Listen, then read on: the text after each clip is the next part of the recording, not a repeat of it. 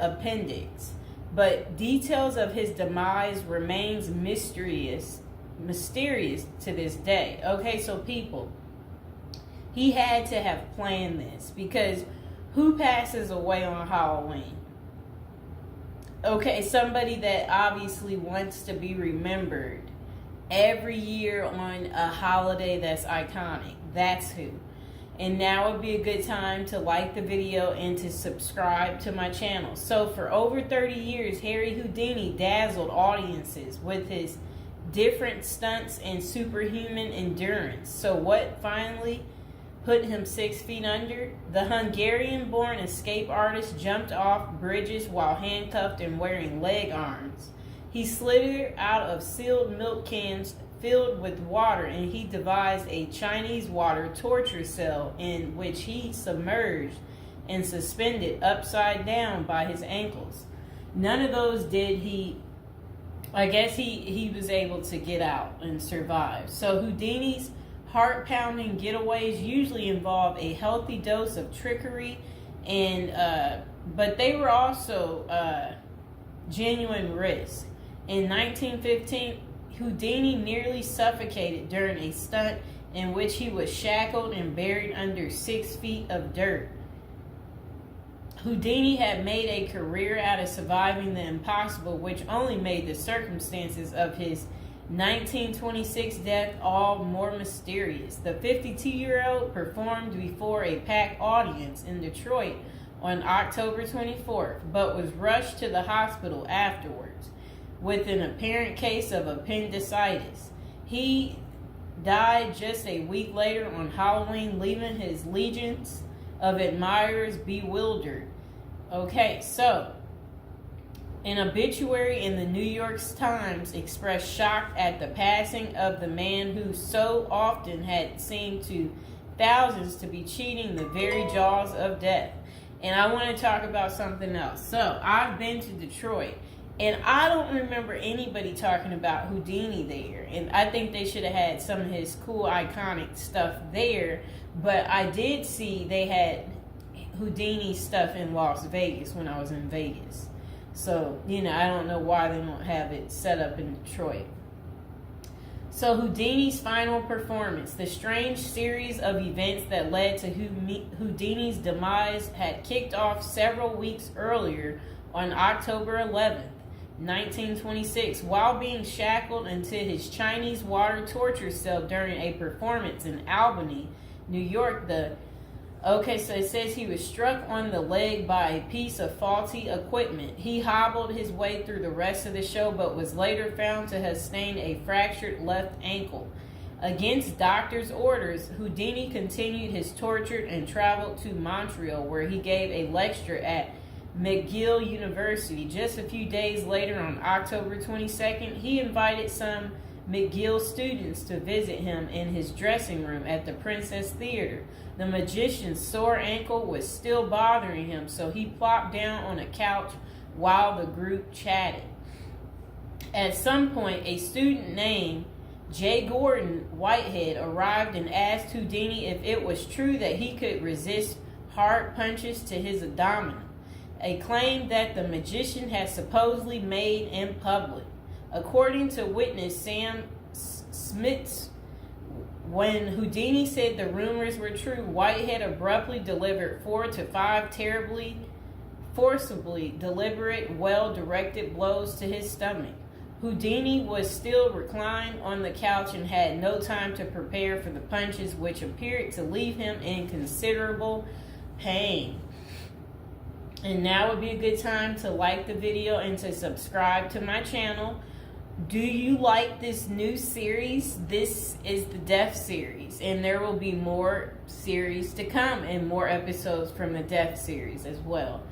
And do you like my prison series? And if you haven't checked out my prison series I created just for you, you can go ahead and check out my playlist. And there's also a love spell series that I think you will enjoy too checking out.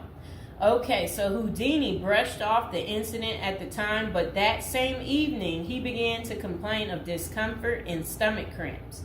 His condition only worsened the next day when he boarded an overnight train to Detroit for a new run of performances. The magician developed severe abdominal pain, cold sweats, and fatigue, and his temperature rose to 104 degrees. A doctor suspected appendicitis and instructed Houdini to go to a hospital, but the performer insisted on taking the stage for his opening night show at Garrick Theater. Isn't that really funny? He still wanted to work even though he wasn't doing so well. Okay, he proceeded to struggle through his routine before collapsing immediately after the final curtain. The show would be Houdini's last. The same night, he was taken to a Detroit hospital and prepared for surgery. Doctors successfully removed his appendix, which was found to have ruptured several days earlier, but it had already poisoned his insides. Despite a grim prognosis, the magician clung to life until October 31st, when he died with his wife Bess and his two brothers by his side.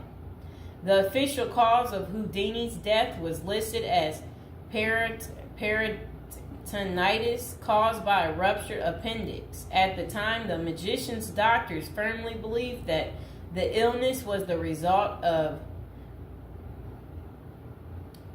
so I guess some guy had given him something backstage during an encounter in Montreal. Okay, so such cases of traumatic appendicitis are extraordinarily rare. One study found only a couple dozen instances over a nearly 20-year period, but in 1926 the diagnosis was widely accepted. Houdini's life insurance company was even forced to pay his wife a double for accidental death. Okay, so doubts arise over the escape artist's death.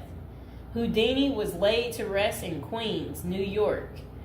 And this is what his little, I never knew that was where he is. Well, there he is right there. Okay, that was his tombstone. Okay, so look, maybe I can put that tombstone as the thumbtack, people. Okay, so Houdini was laid to rest in Queens on November 4th, 1926, but rumors about his unusual death have persisted ever since. Many of the theories tend to focus on the magician's contentious relationship with spiritualism, a pseudo-fed religion whose adherents once claimed it was possible to communicate with the dead through seances and mediums. Houdini, a born skeptic, had spent much of the 1920s on a mission to debunk the spiritualist claims and expose its top psychics as frauds. The crusades earned him several $1 million worth of lawsuits and more than a few enemies, but at the time of his demise, he showed no signs of letting up. Just a few months earlier, he had testified in front of Congress in support of a bill to outlaw fortune-telling in Washington, D.C. Could Houdini's meddling have gotten him killed? In the 2006 biography, The Secret Life of Houdini, authors William Kalash and Larry Sloman contend that the magician's death may have been a carefully planned assassination by members of the spiritualist community. If one were to suspect Houdini a victim of foul play, they write, then the section of organization crime that was composed of fraudulent spirit mediums must be considered likely suspect. Okay, so Kalash and Sloman argue that the spiritualists had a history of poisoning their enemies, and they note that no autopsy was ever performed to confirm Houdini's death. I wonder why. So his death was actually caused by appendicitis. If someone were hell-bent on poisoning Houdini, it wouldn't have been very difficult, they concluded. Considerable debate has also focused on J. Gordon Whitehead, the McGill student who supposedly delivered the potentially fatal gut punches to Houdini's Montreal dressing room. In the 2005 book, the man who killed Houdini, author Don Bell, floated a theory that Whitehead may have been in league with the spiritualists, some of who had previously threatened to harm Houdini or have him beaten up. Bell concluded that there was not enough evidence to connect Whitehead to any kind of criminal plot, but others have argued that he was an enemy agent who stalked Houdini during the magician's time in Montreal. Okay, so was Houdini murdered?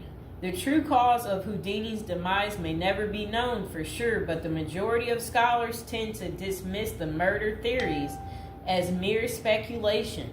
For them, the more pressing question is whether Houdini's ruptured appendix had any connection to the stomach blows he received a few days earlier. Don't forget to like the video, and if you're new to the channel, go ahead and hit that subscribe button. So while the evidence shows that such conditions is indeed possible, many consider it more likely that Whitehead's punches simply caused Houdini to ignore an already existing case of appendicitis. By the time the magician finally sought out treatment, the theory goes it was already too late. Interestingly, perhaps the most sought after source for information about Houdini's death is none other than Houdini himself in what amounted to his ultimate test of the spiritualist claims. The magician promised his wife Bess that he would try to communicate with her from beyond the grave.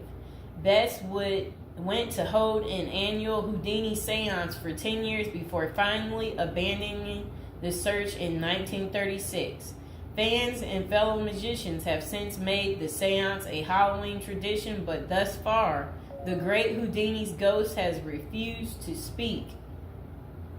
I wonder why.